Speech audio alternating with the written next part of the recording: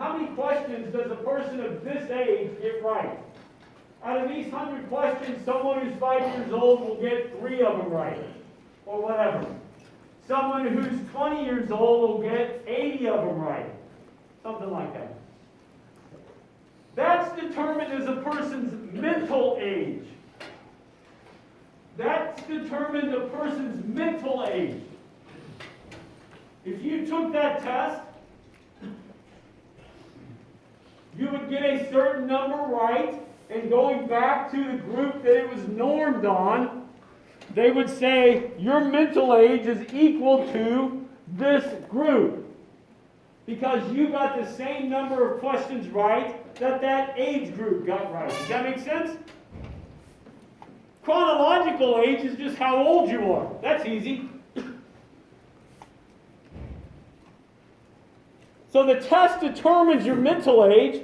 Chronological age is just determined by how old you are. Intelligence is just the mental age divided by the chronological age times 100. So if I took this test and I got the same number of questions correct that a group of 53-year-olds got, then my mental age is 53. They say, Doug, how old are you? I say I'm 53. So my chronological age is 53.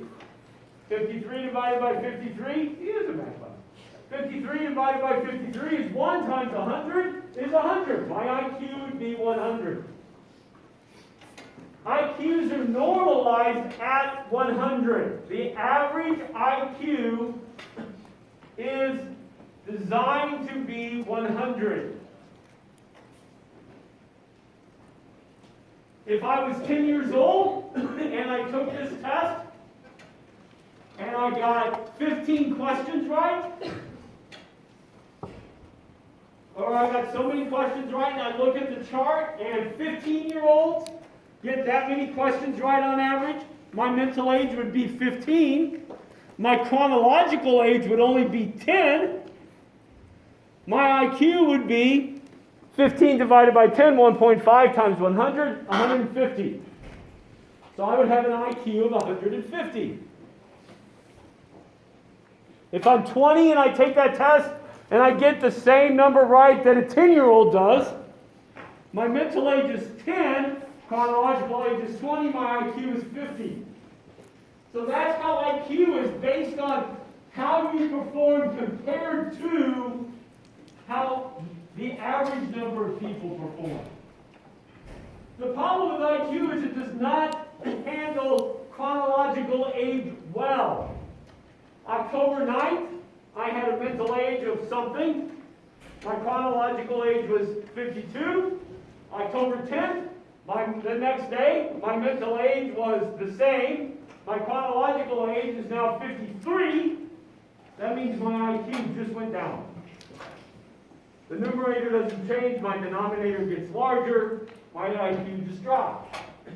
So the concept of IQ does not handle chronological age well.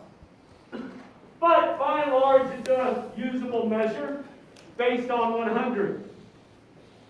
We tend to think of different classifications, whether that's right or not, for IQ.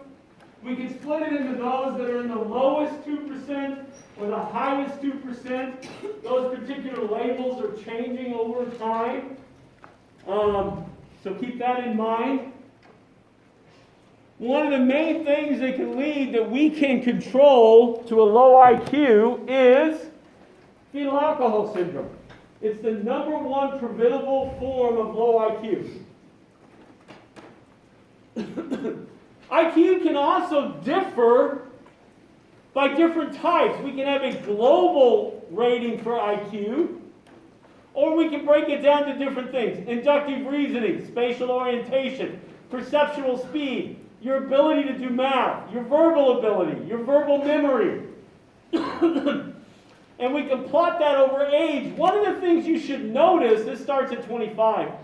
From 25 to about 67, IQ is very stable. There will be some changes, but not a lot. Once you get past 60 or higher, 60 to 67, some of them are still stable.